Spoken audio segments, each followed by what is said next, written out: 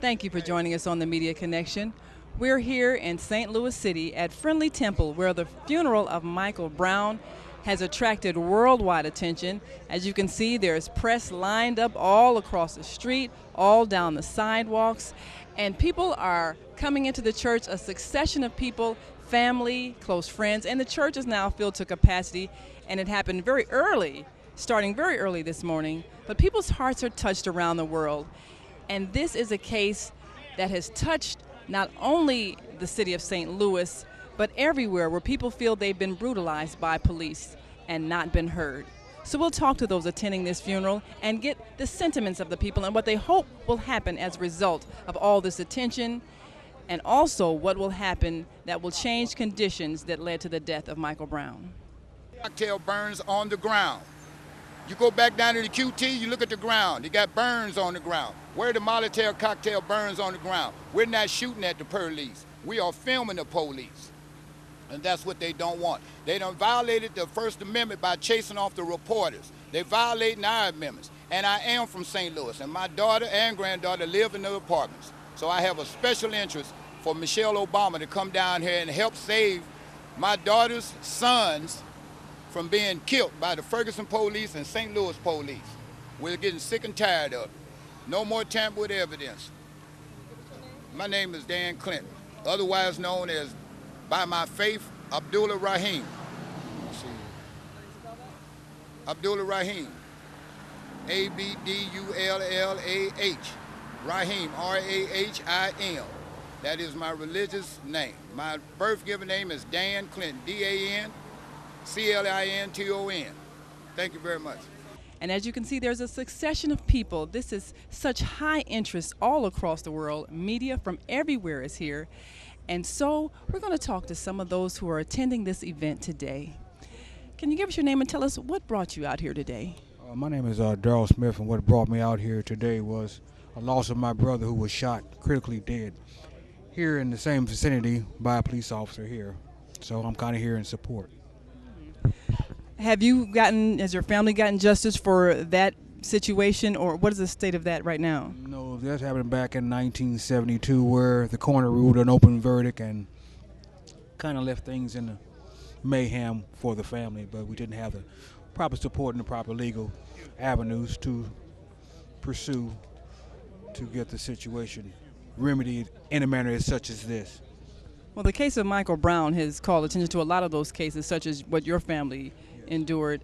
What do you hope happens as a result of all of this attention? Well, you know what really needs to happen is complete diversity of the police department and policing of our young black males. You know, at 90% white and 60% black, you know, it just doesn't match. We got to put back our firm belief in church education, understanding of our young youth, and the only way to do that is through establishments, and our establishments are not conducive to the environment in which we're living now. It's important that we remain together and unified in order to bring about change. You know, think about it. If you see a clergyman walking up your street and he got a collar on, it's going to be hard for you to commit crimes with a clergyman right across the street. And the thing is that I've been preaching since I've been out here is that we have to become more visible. We got to come out of the four walls and do what we were supposed to do and what we've been charged by our Lord to do.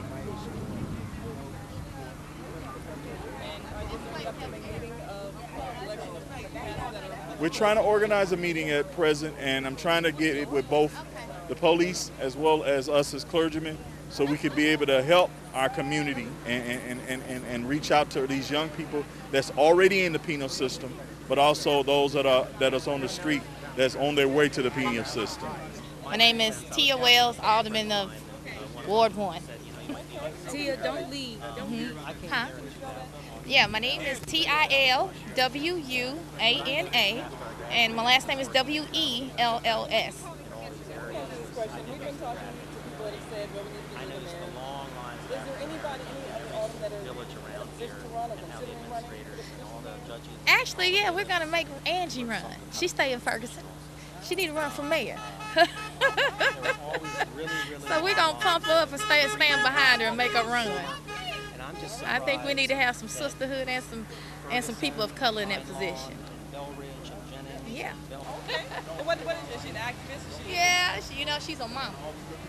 That's what that is. And she's a strong parent with a strong voice. She's an awesome person. Always have been. What's up, world? This your girl, Miss Angie. In case y'all don't know, I think I'm ready to become mayor of some municipality. I ain't She's gonna sure. be mayor of Ferguson along with Tia Mayor Country Club Hill. That's what's up. It's time to take over some stuff. What's up, world? Love you much. Peace and plenty love. And we're back here in St. Louis City at the Friendly Temple, where the church is filled to capacity for the funeral of Michael Brown, and so many people that were compelled to come here today to show their support and to express their feelings in this situation. Can you give us your name and where you're from and what drove you to come to the funeral today? My name is Alexis. I am from St. Louis, and I came to this funeral today because I think it is sad that someone my age is dying from stupidity, and I think stuff like this shouldn't be happening right now. And how old are you? 13. Oh, my.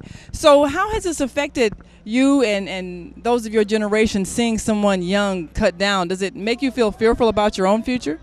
Yes, and not only that, my cousin just died, some stuff like this, and it's sad that people young like around my age is steady dying over stupidity, and the guns, and it's just stupid. I don't understand what's going on. What do you hope happens after all of this, the people gathering together, the rallies, the marches, all the worldwide attention? What do you hope will change as a result of this? I hope that we have freedom and racism will just die over, because I still feel like that we still are in what Dr. Martin Luther King fought for. It's starting all over again. I think it's going to all start over again, and I think it's just crazy. Like, it's scary. So, as a student and one who has a future in your hands, what do you see as your future career that you would like to go into to perhaps help change the world? I would like to be the first female president, because I haven't seen a female president yet, and I would like to be that. And I see a lot of people saying that they want to be one, but I'm going to make it happen. Yeah. Well, I'm going to be following your career so I can be ready to vote for you. And can you spell your name for us again? Alexis. Alexis. Well, thank you so much, Alexis, and good luck on your future political career.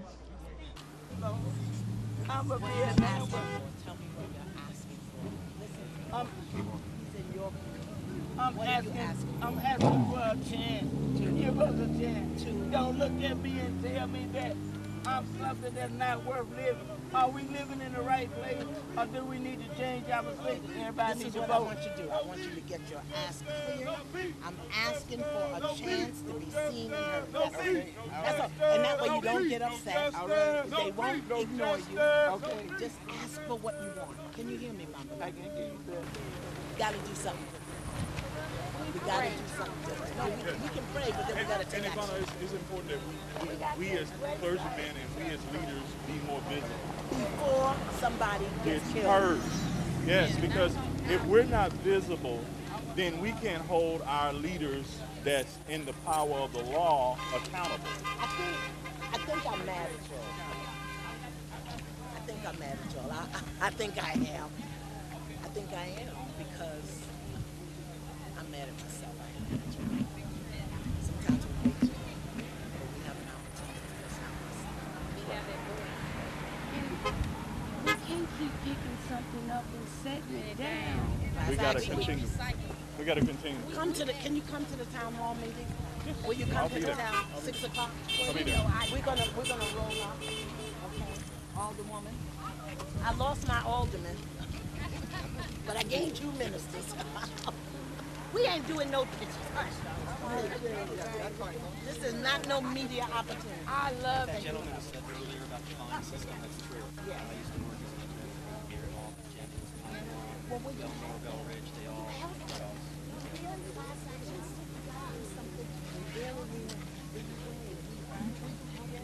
would certainly be. He will help you. He will help you with the class. Well, it's not my expertise. But just help them. I want in the right direction.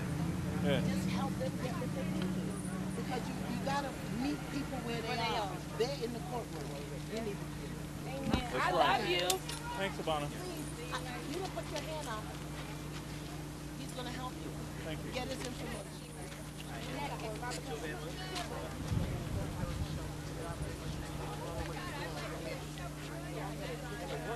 Oh, we working. We working. It don't look like it. No, it Can I get your names and can you tell me what it is that touched you most about this case that drove you to come out here today for this funeral? Well, my name is Kenny Julian from Toronto. This tragedy actually have given me a deeper insight into the struggle of Black Americans, and I felt the need actually to come over here and show my support and solidarity with the family and the Afro Americans.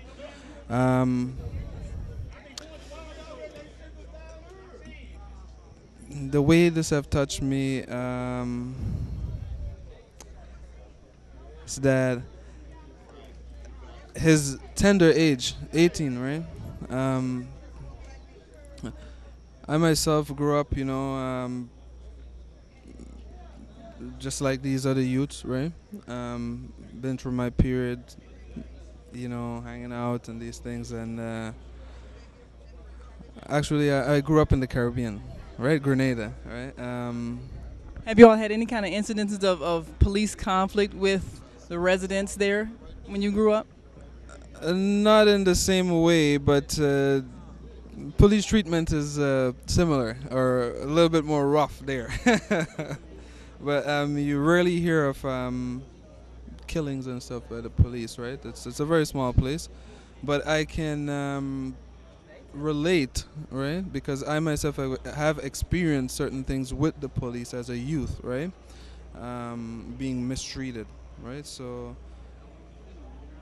after seeing this on TV and hearing all the stories, I just felt the need to be here, right? And also, experience the environment, right? So that's basically it. It really touched your heart. Well, now, can I get your name and what was it about this case that touched you and brought you all the way here to St. Louis? My name is Khalid Jabari, and I actually was reflecting on the police murder of our brother in Long Island about 2 weeks before the Michael Brown murder, right? And my reflection on that actually went back to the murder of Amadou Diallo in New York a few years ago, for which I wrote a poem that I recited every Eid as a Muslim, to call people to mind of Amadou Diallo's death, and it should not be forgotten in that death was symbolic of our continued suffering, So when the murder occurred in New York, I was once again upset, and I was reflecting on how somewhat helpless we are to prevent these situations, and then bang, I saw Michael Brown being murdered, right? And it was just like, although I know that this will continue, Michael Brown's murder is not the end of it. It will continue, and we will continue to protest, and we will continue to demonstrate and so on. It's just that when does it end, right?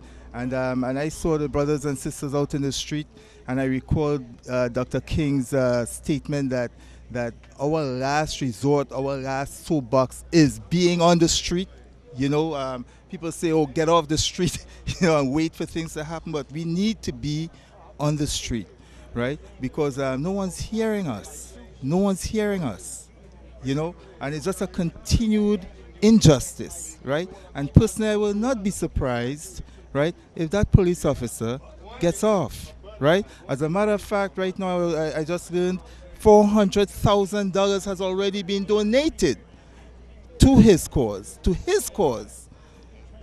You see what I mean, right? Okay, the first thing the police chief did was try to criminalize Michael Brown, right? So we, you know, like we just see this stuff going on and on. And I said to my two brothers here, I said, let's go down and show our support and solidarity for our brothers and sisters in the States, right? So we got in a car yesterday and we drove 1,000 and something Ks just to be here, just to be here. I would like to get in there. I'd like to actually see Michael Brown's body and say a prayer over it, right? Michael Brown is symbolic of a whole lot of stuff that's going on with us. A whole lot of stuff that's going on with us. My being here is just the little I could do, right? To show my support, to show my solidarity. You're not alone, right? We with you, we brothers and sisters, and we with you. We represent all of the conscious brothers and sisters in Canada who would be here but are not able to be here. And we also represent, because I know that there are some whites, right, who recognize the injustice, who recognize the wrongs that we face. And so we represent also those whites in Canada, right, who will stand up and fight for justice and equality any and everywhere. That's why we're here. Thank you so much. Well, now, it's been a long journey. What was it that touched your heart and made you decide to come out here? And what would you like to see happen as a result of all this show of unity? I'd like to see a greater sense of hope and resilience. I think an awakening needs to happen, personally. I believe that it shouldn't happen on such tragic circumstances, but generally we understand is the human nature of our existence. It sometimes takes rough, difficult times, turmoil, for us to come out of those difficult times and learn. So as a poet, I'm a poet, an arts educator from Ottawa. This is the capital of Canada. And I understand the power of words. I understand what movement and community movement and progress means. And so I'm here to show support. My elder, my mentor, asked me to come as a poet to witness, to be a witness, so that I can bring back the feel, the mood, the understanding of the people here, and be able to pass it down and speak about it to, the youth coming up. Because I think the youth, they don't understand until something like this happens too. They feel it, but consciously it takes experience to grow. And this is what I'm here for, to understand the experience and to bring it back. And give us your name. Jamal Jackson Rogers. And can I have each of you spell your name? Jamal Jackson with a K, Rogers no D. KHALID JABARI. KENNY JULIEN. Thank you. And Jamal, do you have anything inside in terms of a poetic word that you've been inspired to create as a result of this experience? I have not memorized it yet, but I have written a poem called One Day Ishmael. And it's based on when I first heard the news of young Michael Brown's murder. I was at home looking after the children in my home daycare. And one of the boys there, he's my nephew, his name is Ishmael.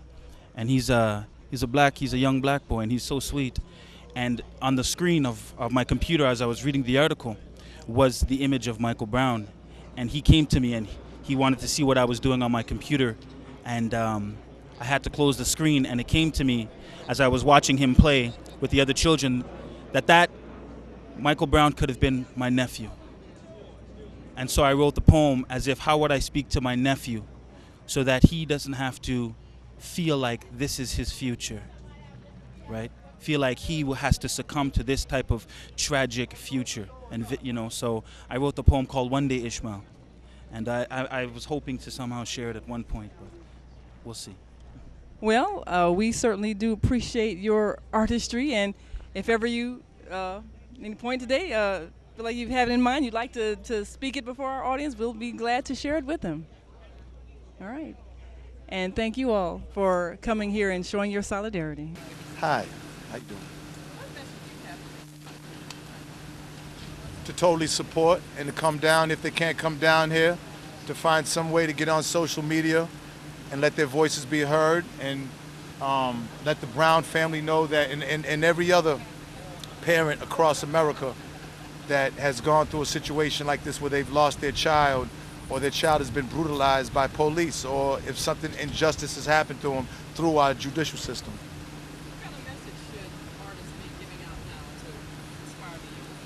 You know, Ms. Van Zandt, she made a great point. You know, it's almost like we're failing our young people, and I think and I'm going to take the first step, you know, and make sure that any type of music I put out has some type of positive message, regardless if it gets played on radio or whatever, because, you know, we're in a time where these kids are 9 hours on social media. They're on the computer, they're on their phones, and we have to start feeding them the proper stuff so that they can be out here and really understand what's going on. One thing I can say is that the young people of Ferguson, of St. Louis, probably some of the bravest young and the most intelligent as far as for the cause and the movement I've seen in a long time.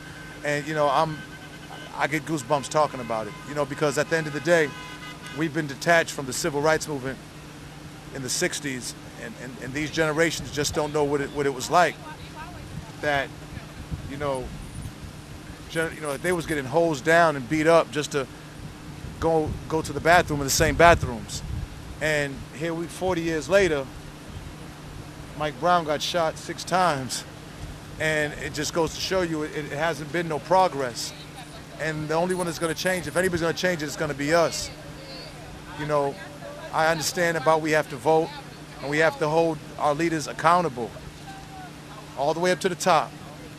And, you know, if we can come together, you know, and be unified, especially, it's not just about police killing children, it's about us killing us. If we can, you know, come together and really understand that and really love each other, you know, then we could really change. We could really change the way things are going. But number one, I hope the officer gets charged. I mean, it's only right. You know, it's only right. If it was the other way around, if it was a black officer and that shot a 18-year-old white boy 6 times, this whole situation would be different. You know, and I would hope that the governor and the mayor come to their senses, because their messages and their actions have been appalling to me thus far. As far as the long-term effects, I just want this to keep going. I want the awareness to keep going. I want the mobilization to keep going. I want the generation gap between older people and younger people to closing. We have to, you know, closing that gap, because I think a lot of times, you know, hip-hop has kind of scared the older people, and there's been a detached, so to say, of our older people and our younger people. We have to find that medium to get that dialogue going, and we have to listen. The older definitely has to listen to the young, but the younger, it depends on the message that they're getting and how they're getting it, and I'm sure that they'll receive it. You know, because when you see kids out here picking up smoke bombs and throwing them back at the Army and everything else, and the National Guard, that's something, that's bravery. You know, that's bravery. This ain't about hip hop, and this ain't about drugs, and this ain't about money and Jordans and none of that. This ain't about none of the stuff that's been moving our young culture for the last years. This is about humanity and equality. And I'm just glad to be a part of this. And I'm Naima Latif, and here we are with so many that have been touched to come and show their support for the family of Michael Brown and for all who have been victims of tragic deaths. We hope that this is a situation that inspires change.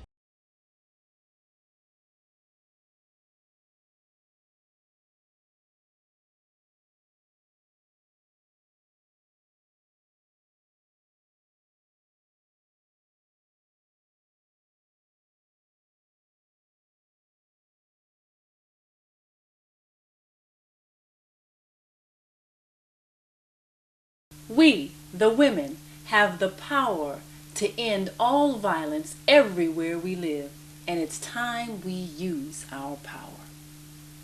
We, the women, are the most powerful security force in the world because we are the mothers.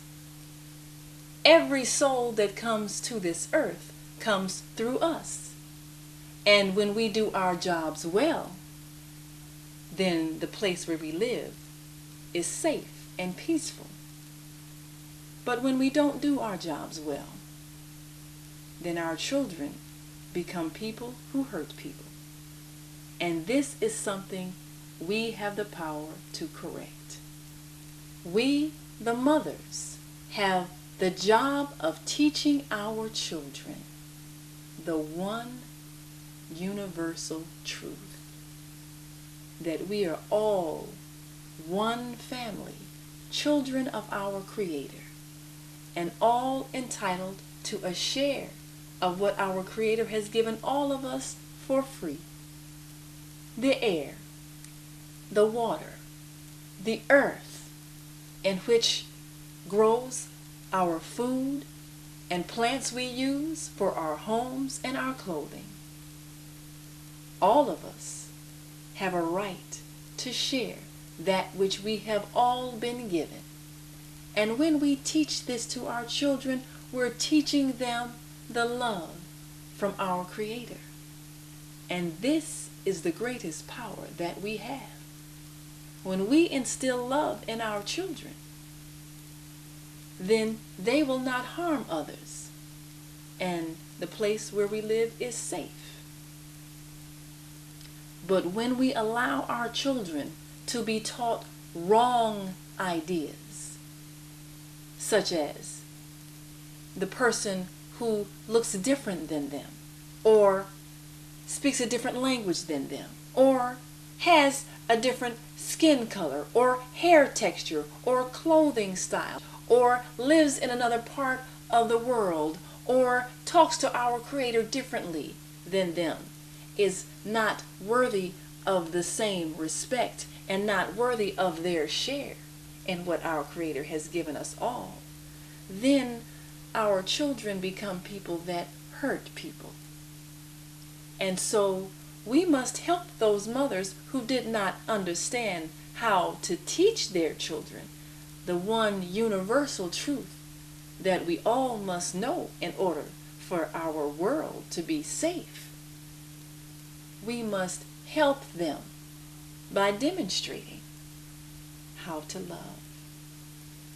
We, the women, have the power to transform this world. We can end crime, violence, and poverty. All we have to do is one thing. Share. Let's share our wisdom, share our time, share our talents, share our finances, but most of all, let's share our love. This is the female solution. Every child should be a part of a loving family. Every child should know what it feels like to be welcomed and guided and nurtured and respected. 50 years from now, the world will be populated by a new generation of adults, many of whom are yet unborn. Our job is to nurture them in childhood with love, so they will grow up to create a world where we can live together in peace. You are my sister, and we must agree that our children are family, and we will not harm each other, and we will not allow others to say bad things about our children, so that our children will not fear each other. We will share so that our children will not suffer. And we will have peace, because this is what we, you and I, have decided. We, the women, have the power to end all violence. It's time we use our power. And that power is love. Join me every morning, Monday through Friday, 7 a.m. to 9 a.m. Central Standard Time. Listen at www.blogtalkradio.com/the-female-solution. Join our family discussion, 347-539-5639. Be a part of the female solution.